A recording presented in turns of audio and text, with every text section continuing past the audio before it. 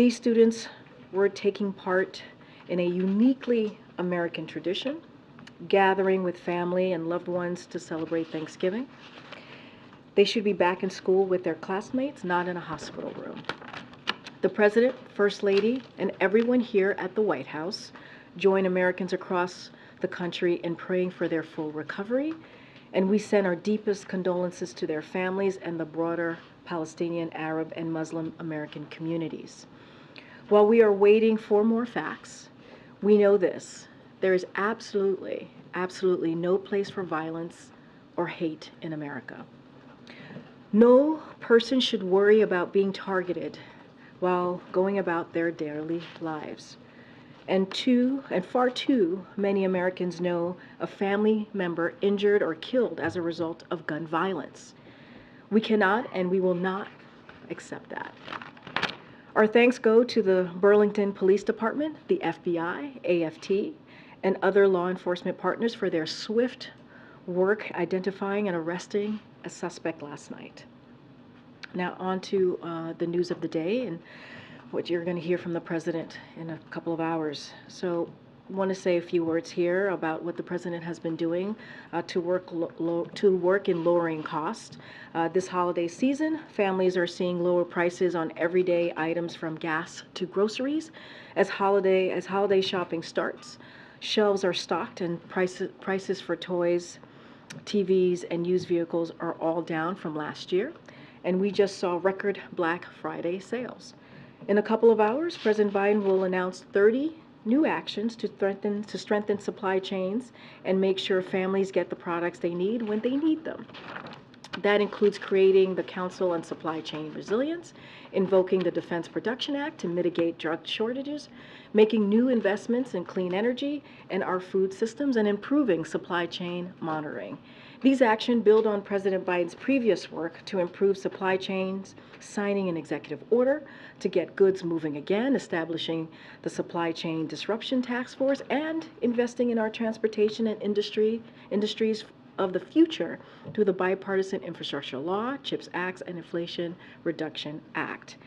This work helped unsnarl supply chains and lower inflation. On Thanksgiving 2021, more than 100 container ships were waiting to dock at U.S. ports. This Thanksgiving, it was just 8. And supply chain pressures have declined from record highs to a record low. As the graph behind me shows, inflation has fallen as supply chain pressures have eased.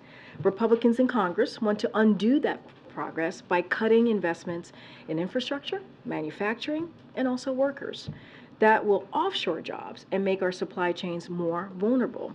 And they want to cut Social Security, Medicare, and Medicaid while providing giveaways to the wealthy and big corporations.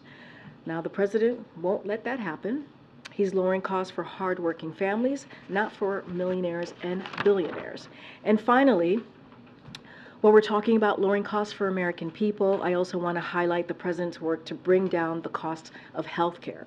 Meanwhile, congressional Republicans are working to rescind health care coverage for millions of Americans, gut coverage for pre-existing conditions, restore insurance companies' ability to kick you off your coverage if you get sick, throw Americans up to age 26 off their parents' health care, charge women more than men, eliminate free mammograms and colon cancer screenings, slash Medicaid, and increase drug costs, all in the name of new tax welfare for wealthy special interests.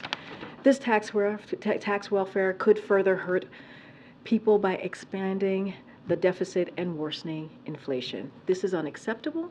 We will not stand for this. We need to be asking the wealthy to pay their fair share so we can invest in lower costs for hardworking families, not selling hardworking families out with higher cost healthcare costs so the wealthy can gain a new tax windfall. And with that, I have John Kirby here. The Admiral's here to give an update on what's happening in the Middle East and take any other foreign policy questions you may have. All right. Good afternoon, everybody. So just right at the top, of course, we welcome the announcement just a little bit ago, I think in the last hour or so, by Qatar, that the humanitarian pause in Gaza, now in its 4th day, will be extended for another 2 days through Thursday morning Israel time. This humanitarian pause has already brought a halt to the fighting, together with a surge of humanitarian assistance. Now, in order to extend the pause, Hamas has committed to releasing another 20 women and children over the next 2 days. We would, of course, hope to see the pause extended further, and that will depend upon Hamas continuing to release hostages. The President has been deeply engaged on this process throughout the Thanksgiving weekend. He spoke with the Emir of Qatar at a very critical moment to help resolve an impasse on the 2nd day of the pause. And then yesterday, he spoke with Prime Minister Netanyahu with a focus on working towards an extension of the pause, the extension that, quite frankly, we're seeing today. His team then worked on that overnight and through the morning. He was briefed this morning by the National Security Advisor, Jake Sullivan, on the ongoing talks to extend the pause. He and his entire national security team will obviously stay engaged on this over the coming days as we work to implement this extension of the original agreement, as well as efforts to extend the pause even from there. Just a quick update on the figures. As of the morning of November 26, 200 trucks were dispatched to the Rafah crossing, and 137 trucks of supplies were offloaded by the United Nations reception point in Gaza, making it the biggest humanitarian convoy received since the 7th of October. This brings the total number of trucks of aid and assistance, including fuel, to over 2,000 since the 21st of October. Our team has prioritized getting this much-needed relief into Gaza to alleviate the suffering of Palestinian civilians there. Of course, most of them have nothing to do with Hamas. And to date, we have assisted over 840 Americans and their families who have departed and sought the support of our team on the ground in Egypt. And with that, take some questions. Thank you, Admiral. A few things here. The President called conditional aid for Israel a worthwhile thought. Is he actually considering conditioning aid or not? What he also said, right after acknowledging that it was a worthwhile thought, was that the approach he has chosen to take so far has produced results and outcomes. Many of them I just walked you through in my opening statement. So the approach that we're taking with Israel, and quite frankly with our partners in the region, is working. It's getting aid in to people that need it. It's getting a pause in the fighting. It's getting hostages out. It's getting Americans out. And quite frankly, we continue to urge and will continue to urge the Israelis as they conduct military operations to do so with the utmost care for innocent civilian So life. the Democrats in his party who say we need to start conditioning aid going forward, what would he say then? I think he would say exactly what he said to y'all yesterday when he got asked this question. It's a worthwhile thought, but the approach that I'm taking now is working. The approach that we're taking now is working. It's getting results. The increasing dangers to U.S. military personnel in the Gulf. I know you outlined in a series of appearances this morning what happened, but are we to continue seeing this sort of, well, let me put it this way, is that strategy of dealing with it as it happens going to continue to be the strategy? You've seen some say there should perhaps be a more robust response to these ongoing attacks, whether it's from Iranian-backed militias in Syria or Iraq, whether it's the Houthis. Is there any thought of changing up how that's done? I don't think we're going to get in the business of telegraphing our punches, Ed. We've responded forcefully against the threats to our forces in Iraq and Syria, and now our forces in the Gulf region, the Gulf of Oman, Gulf of Aden, will continue to do that as appropriate. Is striking in Yemen still an option? Again, I'm not going to telegraph punches. We will take the steps appropriate to protect our troops and our forces in the Middle East region. I would add that the Mason is attached to the USS Eisenhower Carrier Strike Group, which the President dispatched to the region specifically to address the increase in the tensions.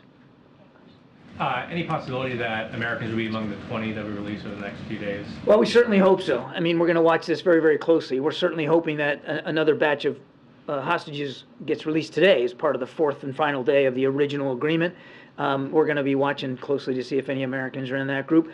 As it has come out over the last 3 days, we don't really know until you get into the end game who's going to be actually on that list. And then even then, you got to watch closely to seeing if who's on the list is the folks that actually come out. So we're watching and hoping. And you spoke of the President's conversation at a critical moment to break that impasse. Can you talk a little more about what that impasse was and how that was broken in his conversations? I mean, it came down to, you're talking about over the weekend, Yeah. it was really more about the lists and who was on it, and I don't want to get into more detail than that. It's a similar issue to what we face today. The reason why there's been a little bit of a delay, because there was a difference of a view, if you might, over the list, and the fact that mothers were not originally going to be allowed to come out with their children. And that's been resolved. So it really had to do with the who. And very, very quickly, the newly elected leader of Argentina says he's coming to the U.S., also to D.C. Any meetings scheduled with administration officials, with the president, with anybody else while he's here? Yes, President-elect Milei will be coming to Washington, D.C., largely to meet with the IMF and the World Bank over their fiscal and economic issues. But while he's here in town, he'll have a chance to meet with some National Security Council folks, including Jake Sullivan. No plans to meet with the president, right? Like No that. plans to meet with the president. The president will, as you think you know, be on travel in the middle of the week. Thank you. On the remaining Americans who are being held, do you have any more clarity on whether they're being held by Hamas or with one of these other terrorist groups? No. And, you know, all along you've been very clear about concerns that a broader ceasefire would only benefit Hamas. Sullivan was pretty clear yesterday in saying that, you know, Hamas has been able to gain some benefit from this. How concerned are you that the longer this truce lasts, now 6 days, that Hamas will benefit? And how do you weigh that? It's a real risk. You have to expect a group like Hamas, a terrorist group, which clearly doesn't abide by laws of war, will try to take advantage of any pause in the fighting for their own benefit. So we're watching that closely, as well as our Israeli counterparts. You can bet that they're watching that closely.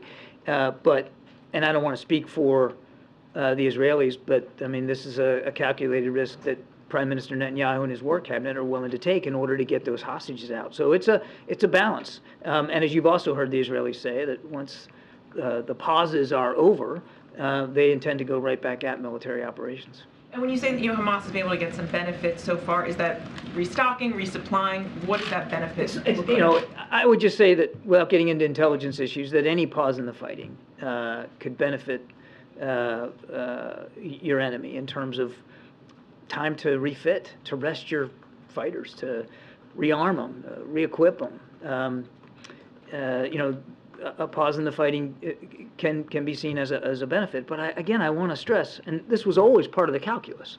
Any discussion of pauses was always part of the calculus, that Hamas might try to benefit from it. But so too have the Israeli people benefited by the return of their loved ones and hostages. So too have the American people benefited now with little Abigail back with her family. So again, it's a balance. Again, I won't speak for the Israeli Defense Forces, but when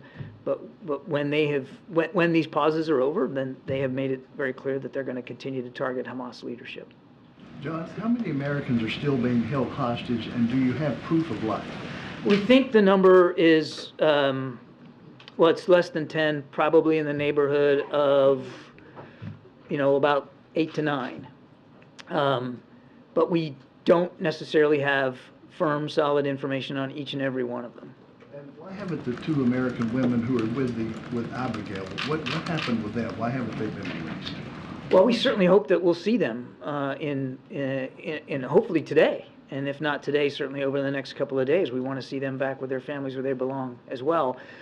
The lists are developed by Hamas, and then, of course, the Israelis develop their list of Palestinian prisoners that they're going to release. And we're not involved in the specific drafting of the lists and the determination on Hamas's side of who's going to come out on any given day. Obviously, we want to see those 2 American women released as soon as possible. And the truce being extended 2 days, what happens now? Do you want to get like 3 days next, or a permanent truce? What's the thing? It's like I said in my opening statement, Steve. We're grateful that we've got an extra 2 days to work with here. That'll result in the release of 20 more individuals, yes, women and children. And as I said right at the top, we'd certainly like to see even that extension extended further until all the hostages are released. That's really the goal here: get all the hostages home with their families where they belong, and however long that could take. Mm-hmm. Thank you. Just to follow up on the question about Milei visiting Washington, you mentioned that most of his meetings would be with the IMF, but who will be he meeting at the White House, at the NSC, and what are the expectations of the White House for this meeting? And more broadly, what are the expectations of the president for the relationship between the two nations? I already answered that question. He'll have a chance to meet with Jake Sullivan, and potentially other folks here at the NSC. We'll have to see how that shakes out. President won't unfortunately be able to meet with him because of domestic travel. But obviously, we want to continue to look for ways to cooperate with Argentina. Argentina is a healthy and vibrant partner in this hemisphere on many, many issues. And so we're looking forward to obviously hearing what the president-elect's ideas are and where he wants to go on policy issues, and making sure that we have a chance to keep that channel of communication open. John, I want to go to Africa and the Congo, if you will.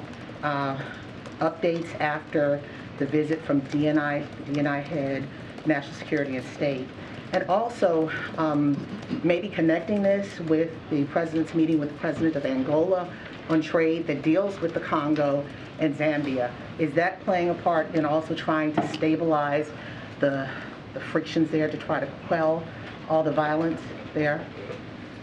I don't really have an update for you on the Congo, April. The president is looking forward to meeting with the president of Angola later this week on Thursday. There's certainly a wide range of issues to discuss in terms of our bilateral relations and the situation on the continent. I won't get too far ahead of that meeting, but he's looking forward to that. And I will take your question back on specifically on the Congo. I just don't have an update for you. Well, and specifically on the Congo, because there are a lot of people out here trying to find out what's going on, especially it's one of the worst humanitarian crises that has been reported in Africa and all over the world. People are looking for more information on that one as well, please. Yeah, no, I understand. Let me take your question. Yeah. Thank you. John, can you give us a little more details on this upcoming visit of President Lorenzo? Is President Biden excited to receive President Lorenzo, and what more can we expect from this meeting between Joe Biden and President Lorenzo? Angola is a strategic partner and a growing global voice on issues of peace and security. The President's grateful to Angola for their principled voice in terms of the conflict in Ukraine and the role that President Lourenço is playing to advance solutions to conflicts there as well. Angola and the United States are expanding our economic cooperation at record speed, including pursuing additional investments through the President's flagship Partnership for Global Infrastructure and Investment to build quality, sustainable infrastructure that helps connect Angola to global markets. So there will be a lot of that on the agenda. And will the President travel to Africa this year, as he promised during the... I don't have any travel to speak to today. Thanks, Alvaro. Just going back to the extension of the truce, is there any chance that it could be, further extended, or do you think is it inevitable that hostilities are going to resume? Do you think? Well, we certainly want to see it extended. As I said right at the opening, we're going to keep working for an extension to the pause again. Absolutely, that's what we want. We want to see all the hostages out, and this is the best way to get them out. Do you think there's any chance that Israel may decide not to? There's any chance that they may halt the offensive, that they're offensive, or? The Israelis have been pretty clear that once the pauses are complete and the hostage exchanges are over, that they intend to continue their military operations against Hamas. John, what has the U.S. learned about how the now returned hostages were treated in captivity? I don't know that we have a lot of specific information about all of them. Remember, Abigail's the only American citizen of the ones that have been released. I think they're all, the main priority is to get them the medical care that they need. We have to assume that they have medical needs, all of them in some form or fashion. And then getting a chance to get reunited with their families. And then I think at some point, Israeli officials will start to ask them about information about their captivity, but I would leave it to these individuals and the Israeli government to speak to what that looked like. I think it's a safe assumption. I mean, they were taken against their will and in violent circumstances, that this had to have been a harrowing experience for them. We also have to assume that the conditions in which they were being held were obviously less than ideal, given what Hamas has proven capable of doing. But I just don't have a whole lot of specific information on each and every one. I think it's important to also remember that Hamas likely doesn't hold each and every one. And so, being held by Hamas, probably they had hostages in more than one location.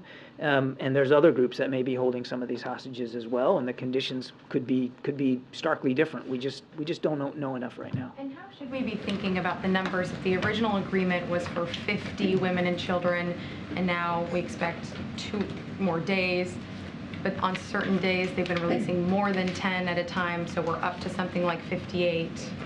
Well, right. I mean, remember, you had 50 plus coming out was the original deal. It wasn't just, I think it was a little bit more than 50 was they agreed to. And if you got 4 days to do that, you're going to have to do more than 10 per day to do it. And so we're hoping for a list today that will have somewhere in the neighborhood of about 13 is what we're hoping for today. So that's just basic math, trying to do 50 in 4 days. The extension is for an additional 20 over 2 days. And so we'll see how that shakes out. And then finally, what does the 2-day extension mean for getting more aid into Gaza, and what will the U.S. be able to help facilitate in terms of those 48 hours? It's a great question. With every single day, and this is the part of this hostage deal that probably doesn't get as much attention as it deserves, it has allowed for a surge of humanitarian assistance into Gaza. I just gave you the numbers today, 200 trucks just today. And that brings, again, since the 21st, it gives a total over 2,000, including fuel. And that's not insignificant. That fuel is now getting in tens of thousands of gallons per day. So another 2 days, I mean, my goodness, that gives you the chance for dozens more trucks and tens of thousands of more gallons of fuel that can get into Gaza to people in need. So we're going to take advantage of every hour of every day that there's a pause to try to help the people of Gaza. Thanks, John. Can you talk a little bit about how the president's involvement in all this has impacted other priorities? Thinking about COP28, reports that he's not going. Would he have gone had he not been needing to deal with this? Well, I've seen some press reporting on that. I don't have anything to speak to with respect to travel to COP. Look, yes, the president has been very much focused on the conflict between Israel and Hamas over the last month or so, clearly. I mean, well, more than a month, obviously. And as I said in my opening statement, he was working the phones over the course of Thanksgiving weekend. And I suspect that he'll continue to work the phones in coming days, without question. But at the same time, he's also working across a range of issues. I mean, Karine just laid out for you what he's doing on the economic front here at home. And in the middle of meeting with President Xi in San Francisco, he was also calling the Emir of Qatar and Prime Minister Netanyahu, but didn't stop him from dealing with issues of Indo-Pacific security. He's the commander-in-chief, which means he has global responsibilities, and the president is more than capable of handling them on any given day. May I also ask how the concerns here domestically, the calls for a ceasefire, the anger about violence, has impacted the president's discussions these last few days, and also how does he hope, and how does the administration hope, the pause and the extra trucks that are coming in that you're talking about, does he hope that will quell some of the anger? Does the administration hope that will quell the anger, ease some of the pain that the country is feeling? The president understands that there's strong feelings here on multiple sides. He understands that. He respects that. There's strong feelings. He also believes, right down to his core, that the approach we've been taking has been getting results. It has helped enable Israel to deal with what is, quite frankly, a genocidal threat to their existence by Hamas, by giving them some additional security assistance, and, quite frankly, sharing with them our perspectives and advice and counsel on the conduct of military operations, to do so in a way that is as careful and deliberate as possible, obviously with the acknowledgement that these are their operations to plan and execute and speak to. At the same time, he has literally personally led, an incredible surge of humanitarian assistance. No other nation but the United States, and no other leader but Joe Biden, has done as much. Now, I say that with full acknowledgement that we couldn't have done this without the assistance of partners, the Emir of Qatar, Prime Minister Netanyahu, and President Sisi of Egypt, and King Abdullah of Jordan. A lot of help on the ground. I don't mean to discount that, but the president has been in a personal leadership role here in terms of getting humanitarian assistance in.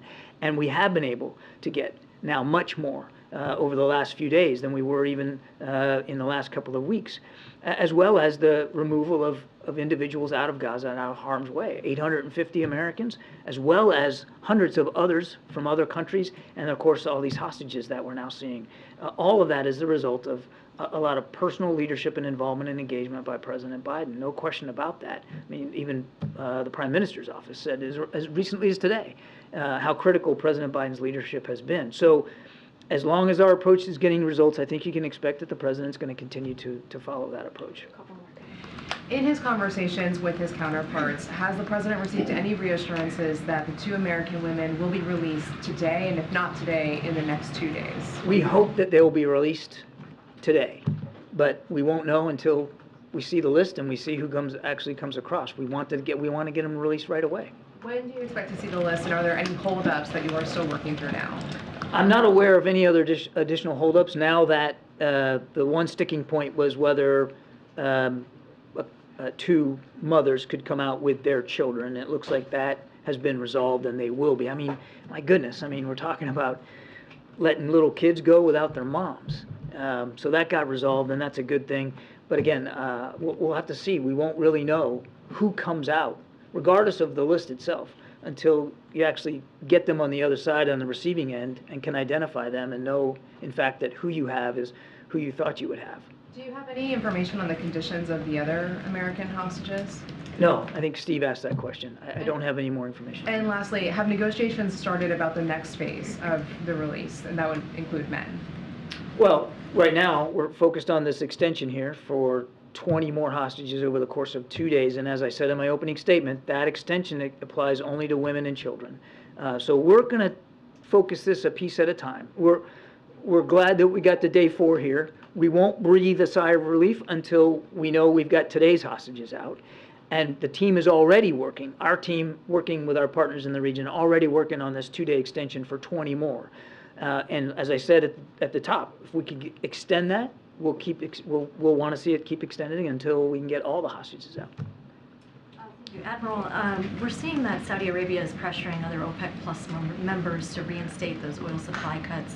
Wondering what your level of concern is and what you see as the impact on inflation in the U.S. Well, I think I'll let OPEC leaders talk to their plans. As far as I know, there's been no announcements here of any production cuts, so we'll let them speak to that. The President's going to keep focusing, as he has been, on a healthy global market that's properly balanced and that can continue to bring the price of gasoline down here in the United States. Thank you so much, John. CENTCOM is reporting that the carrier strike group Eisenhower has entered the Arabian Gulf. What message is Washington trying to send to Tehran with this? Does this mean that they're not heeding the call to not widen the conflict? The great thing about aircraft carriers is they can move around pretty easily, and we move them around as needed to demonstrate our commitment to our national security interest in the region. Look, the message of the Ike and the message of the Ford, the message of the additional aircraft squadrons that we send into the region and the air and missile defense assets, all of that is one to any actor in the region, be it a nation state or otherwise, that this is not a time to try to take advantage of the conflict between Israel and Hamas and escalate or deepen this conflict, make it worse. That's the message that we're sending. Is this targeted at Iran?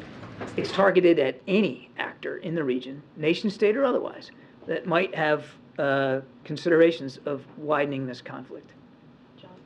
Thanks a lot, Karine. John, in your statement at the top, you thanked the government of Qatar for this 2-day pause that has been reached. What level of involvement was the U.S. government in securing this agreement? Very much so. I also mentioned in my opening statement that President Biden has been personally involved in getting the original deal in place and loosening up a snag that happened over the weekend, as well as working with partners, Qatar and Israel specifically, in the last 24 to 48 hours to get this extension announced.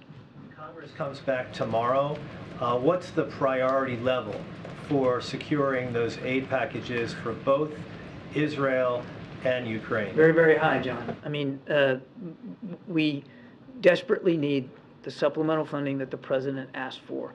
And I would remind members of Congress as they come back to work that the figures in that supplemental request are well informed by our Ukrainian partners and our Israeli partners. numbers. We didn't just pull those figures out of thin air.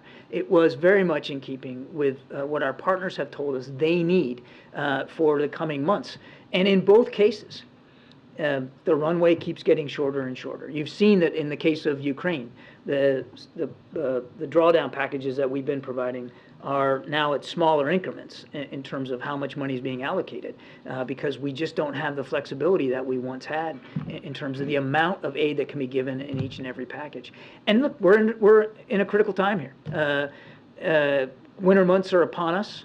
They're upon the Ukrainian army particularly, and it's going to be tougher and tougher for them to conduct operations when the weather gets less conducive to do so. So we hope that when Congress comes back to work, that they'll act with the same sense of alacrity that we've been trying to act in terms of getting that supplemental through. There was reports saying that the president said that he's sorry and he's disappointed in himself after meeting with the Muslim leaders. Do you think that the president could have done more to show sympathy towards Palestinian civilians who are being seen as even-handed? I'm not going to discuss reports of private meetings. As I said earlier, the president understands there's strong feelings here on all sides. And as he's also said publicly, he doesn't want to see any more innocent civilians killed or wounded as a result of the fighting in Gaza. Not one. I mean, the right number of civilian casualties is 0. We understand there have been many, many thousands of them. And we understand that with each and every one of those data points as a grieving family, the president understands that. And that's why we're going to continue to urge our Israeli counterparts as they go back, they plan to go back to military operations, that they do it in the most discreet, deliberate, careful, cautious way possible. The aim of this war by the Israelis is to destroy Hamas and to kill its leaders. One of its leaders is Yahya Sinwar. He's the guy who signs on the hostage deal. Yeah, I know he is. Can you explain this complexity of, on one hand, Israel wanted him dead, but at the same time, he's the one who decides how many hostages are going to be released. I mean, just help us to understand how complex is that, and is this a way to? Is this like a strategy to keep from Hamas to keep on releasing less hostages on the hope that he won't be targeted or will be? You're asking me to kind of get into the psychology of Hamas, and I'm just not going to do that. What I can tell you is that the Israelis have a right and a responsibility to go after this threat posed by Hamas, and certainly as a part of doing that, to go after their leadership, which they have done. And they have talked about the leadership that they have been able to take off the battlefield of Hamas. It's a strategy that we executed ourselves against ISIS and against Al-Qaeda. There's a logic to going after the leadership of a network. But in the meantime, there are Hamas political leaders that Qatar has connections with and communications with that they are working with to secure the release of these hostages. Thanks, Karine. Just to follow up on the worthwhile thought remark that the president made, I understand he also said he's standing by his approach, but was he saying that he's open to conditioning aid in the future as well, given that this is something he described in that way? I'm not going to get ahead of the president on this. I think he was very clear. Yes, it's a worthwhile thought. He acknowledged that. But he also said, in the same breath, that the approach that we've been taking thus far has produced outcomes and results that have not only benefited the Israeli people in terms of their security, but the people of Gaza in terms of humanitarian assistance and the release of so many Americans now just to walk out through the Rafah crossing. So we're going to keep working on those approaches, on results-based approaches. Thank you, Admiral. Thank you. Good question. Thank you so much. Thanks, Admiral. Sorry, guys, we're running out of time. Okay. Chris, do you want to? Yeah, just want to see if you have any update on the supplemental funding conversations right now. How are the negotiations going? When do you hope to see a resolution? So I certainly don't have an update. That is, conversations obviously are happening on the Hill on the supplemental funding. I think you just heard that it's a priority for us, both the domestic and also the national security. We've made very clear that those are emergency asks that we have, that we put in front of Congress, and so we're going to continue to make that very clear. Just don't have any updates for you at this time. And you started the briefing by talking about the shooting of the 3 men in Vermont. The White House has started, efforts to fight anti-Semitism, Islamophobia, and what more can you say about those efforts, given that we're continuing to see, allegations of hate crimes pop up?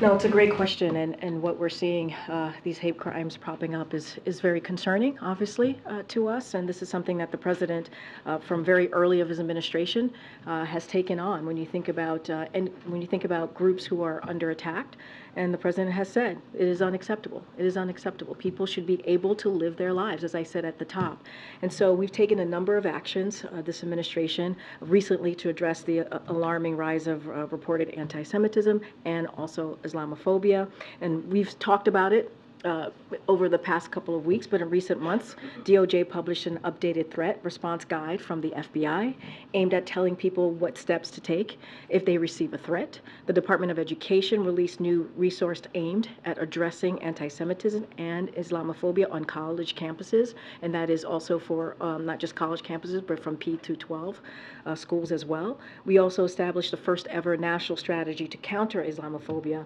and earlier this year, we released the national strategy to counter anti-Semitism. So this remains a top priority for this president, and we will do everything that we can so that Americans who feel safe in their communities and are not under attack. I'm just going to continue to go around. Go ahead. Is the White House open to attaching any border policy changes to a supplemental to get it passed? So I'm not going to negotiate from here. We've made very clear that our supplemental request as it relates to national security, how important it is. And why we think it's important, and we've laid that out, had conversations with members of Congress. Obviously, there was a H.R. 2 that was introduced by the House, and we said we did not agree with that. And Senate Republicans put forth a similar, I think exactly the same proposal. We did not agree with that as it relates to negotiations that are currently happening in Senate with senators, right? Both Republicans and Democrats. We're just not going to negotiate from But here. is it a non-starter? Would the White House not even entertain a border policy change? I'm just not going to get into negotiating from the podium. On the climate summit, the president attended COP in 2021, in 2022. Why not attend this year? And if he's not attending, will he be participating in some other form, like attending virtually? So don't have anything more to add to what the Admiral said at the podium as it relates to COP28. What I will say is that we're going to have a robust representation, obviously, and we expect to have a productive, it'll be productive. So we'll have Special Envoy John Kerry, National Climate Advisor Ali Zaidi, and Senior Advisor John Podesta, among others. We'll continue to build on the administration's historic actions to tackle the climate crisis. President Biden, as you all know, you've heard us say this over and over again, we believe led and has delivered the most ambitious climate agenda in history, both at home and obviously abroad, and we've been doing this since day one. So he's secured the largest climate investment ever, putting the U.S. on path to cut climate pollution in half by 2030, which is something we believe that we are on track on doing, protecting more than 21 million acres of public lands and waters. And so he's going to continue to rally not just world leaders, but obviously rally here as well, and make sure that we put his climate ambition actions in the forefront. I just don't have any travel updates to announce at this time. Good, Steve. Details of the Carter event tomorrow. Will the president make remarks? Will he see Jimmy Carter?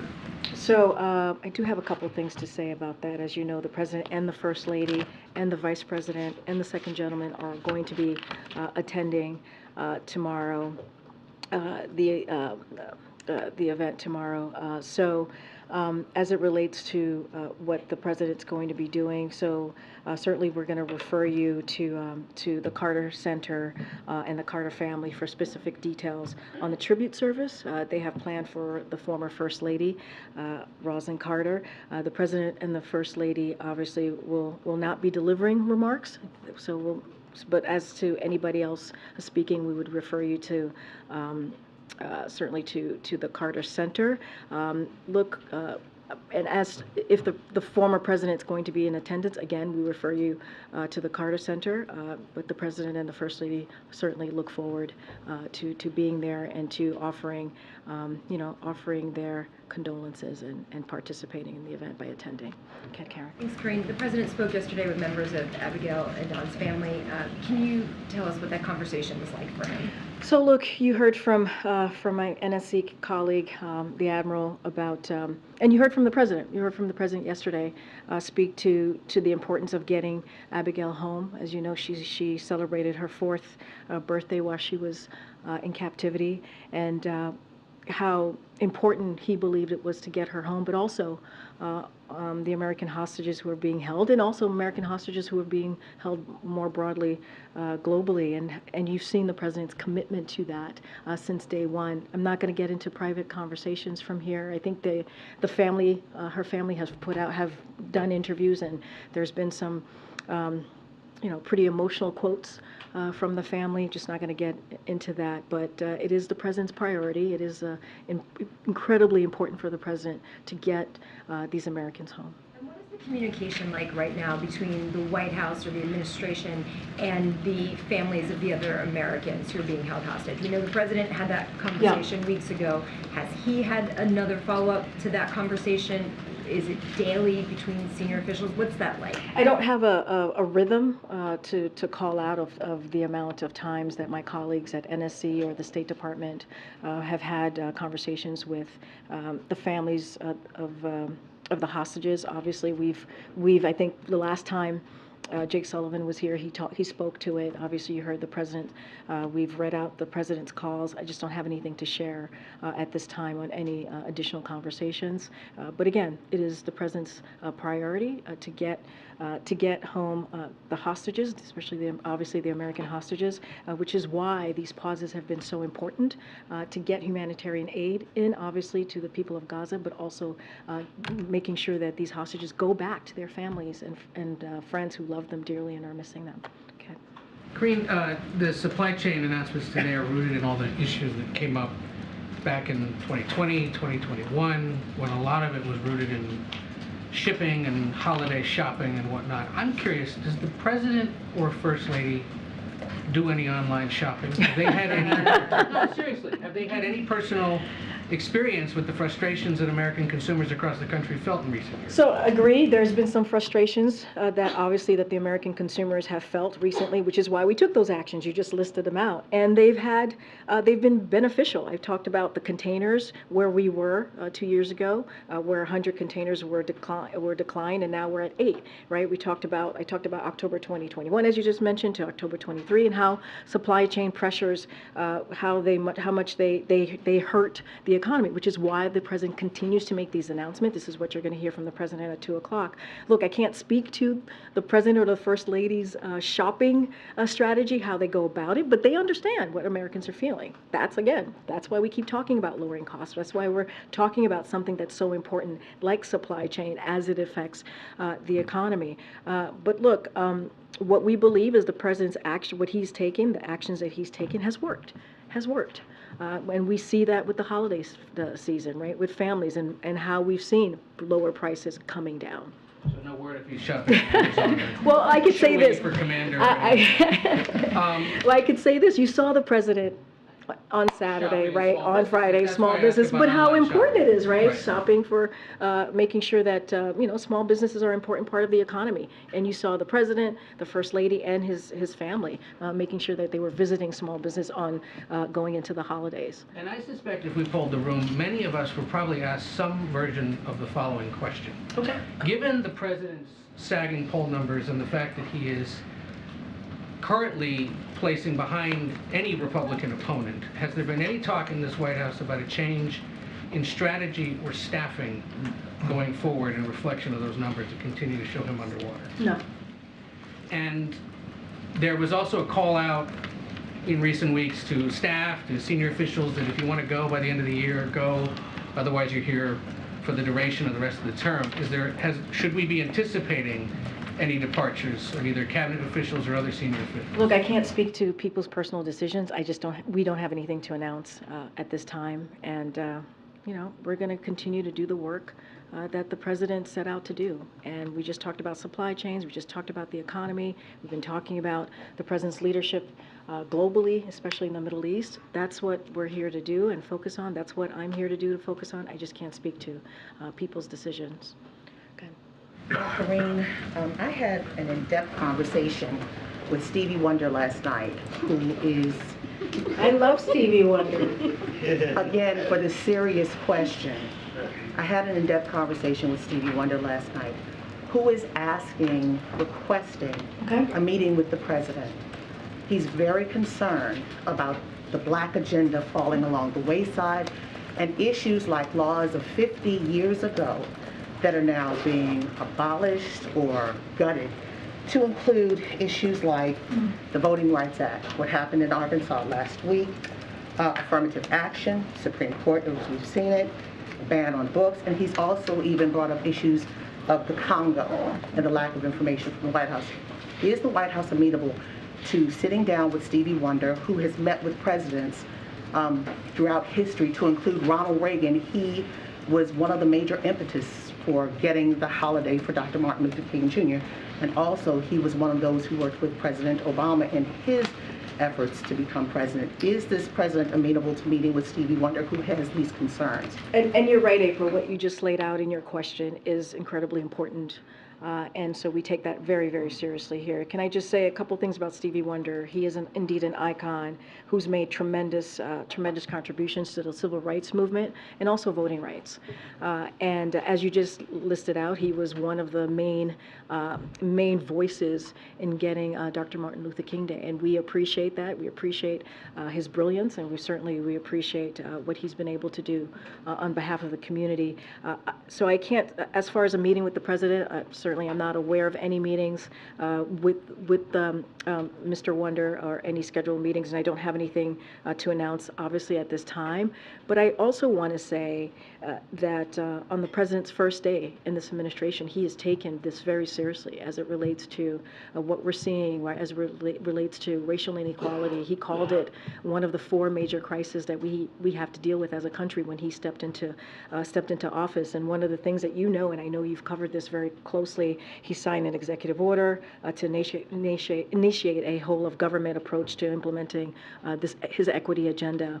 And a couple of things that he did. He worked to protect the right to vote through executive actions and continued to calls for legislation. Took executive actions on police reform when congressional Republicans would not sign the George Floyd Justice Policing Act. And so he's taken actions to make sure that we are protecting the right to vote.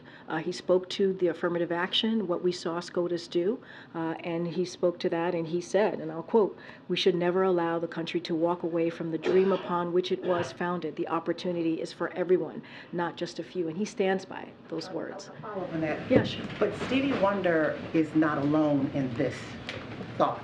Obviously, yeah. Yeah, he's not alone in this thought. He's very upset.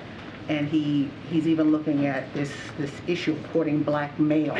I mean, he just wants to have a conversation with is the president amenable, as he is a leader, as he has met with other presidents on major issues of rights, humanitarian rights, as well as civil rights.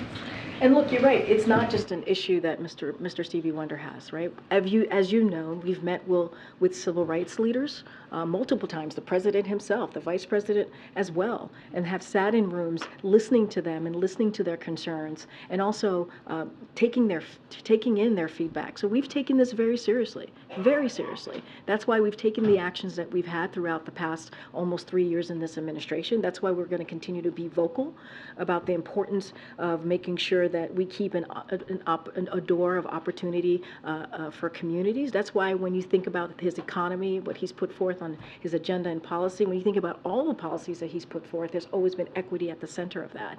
So this is something he takes seriously. Again, I don't have anything to share about a meeting with Mr. Stevie Wonder, but obviously this is something that both the president, the vice president, and also the first lady takes incredibly seriously. And you see that. You see that in the actions that we have taken, whether it's policy actions, whether it's speaking out and speaking up about what we're seeing from Republicans, extreme Republicans on the other side of Pennsylvania Avenue and what they are trying to do in taking away voting rights, or what we've seen from the Supreme Court justice in taking away certainly affirmative action, which we think is incredibly important. And we're going to continue to speak to that. Seriously. Thanks, Karine. On lowering prices, you said earlier that the actions the president has taken have worked. So is it your sense that when people were home for Thanksgiving, catching up with their family members, they were saying to each other, can you believe how much more affordable things have gotten? So honestly, I wouldn't, I hear the question, but I want to make sure this is very clear. We take that very seriously. We take what families, the decisions that they make at their kitchen table, whether it's during Thanksgiving or whether it is every month as they're trying to make hard decisions about how they move forward with taking care of their family. We take that very seriously. It's not a joke to us. It is important to us. This is the president who talks about it in a very personal way when he talks about what families have to go through, working families, middle-class families, and that's why he's taking actions that he has. And so, look, the fact is, the data shows that the economy is improving. The data shows that households remain in a strong financial position. Household wealth is at a record high, with lower income households seeing the largest gain since the pandemic. Those are indeed what we're seeing. But we don't take lightly. We do not take lightly what Americans and families continue to feel. That's why the president at 2 o'clock is going to talk about what the actions that he's taking to continue to lower costs. But why do you think it is that when you say the economy is improving and President Biden says the economy is improving, that a majority of Americans outside of this building are not buying it? So here's the thing. When we walked into this administration, the economy was on a tailspin. That is the fact. Because of the last administration, because of the Trump administration, because of how they dealt with COVID and the pandemic, because they didn't have a comprehensive plan. The president came in, he passed the American Rescue Plan, which was able to get the economy back on its feet, which was able to open up small businesses were able to open up, schools were able to open up, and we understand what Americans have been feeling over the last 2-3 years. It's going to take some time. We get that. It's going to take some time, but it does not take away how we have seen the economy getting back on its feet. We actually had to fix the problem that we saw that the last administration left us. But almost 3 years in office, inflation is up over 17% since President Biden came here. And you're saying that's still Trump's fault? Inflation is moderating because of the actions that this president has taken. Doesn't that just mean that prices are going up slower? They're still high. It's going down. The prices are going down. If you look at for a perfect example, I mean, I just talked about last week how turkey prices, the cost for turkeys is going down, the cost for eggs is going down because of the actions that were taken. I just talked about supply chain and how that affects the economy, and that's because of the president's action that he's taken. And if you think about gas prices, it's down by $1.70 since its peak because of the actions that this president has taken. So we understand that people are still not feeling it. We get that. But doesn't mean that we're not going to continue to talk about it. Doesn't mean that the president at 2 o'clock is not going to talk about how he's lowering cost, right? And let's not forget what Republicans are doing on the other side of again, Pennsylvania Avenue. They're trying to increase healthcare costs. They want to get rid of Medicare. They want to get rid of Social Security. That is something that we saw them try to do at the State of the Union, right? They do that over and over and over again. They want to make sure the millionaires and billionaires are actually getting the benefits, right? And so that's not our way. Our way is to build the middle class from the bottom up, middle out, and the president believes in that. He talks about it. You're going to hear him talk about it in about an hour, and that's going to be our focus. I think I get to take one more. Go ahead, Brian. Thanks a lot, Karine. Has the president personally been involved today in these negotiations with the release of the hostages, this sticking point over having mothers released with their children? Has the president been personally involved today? So, as you heard from the Admiral, the president certainly has been kept aware. He's put in a very much a personal focus on this, on these, on the pause that we're seeing, the pause that obviously the first kind of deal of the pause is ending today. Now they're going to see another 2 days, as you heard from my colleague, and this is very personal for this president. He's been very much engaged. You've seen us read out conversations that he's had, right, with leaders in the region, whether it's Egypt, Jordan, and others, obviously including the Prime Minister of Israel. And so the president has been incredibly involved in this. He was certainly briefed by his National Security Advisor, Jake Sullivan, this morning, as the Admiral stated. And so, look, we've always been very clear. When it comes to American hostages being held, wrongfully detained, we take that very seriously. We want to make sure folks are going home to their families. That is important to this president. Families who are suffering, families who are wondering when their loved ones are coming home. And let's not forget getting that all-important humanitarian aid into Gaza for the people of Gaza who need that. So that is going to be continue to be the focus of this president. All right, thanks everybody. Hopefully I'll see you on the road. Thanks, Karine. Bye.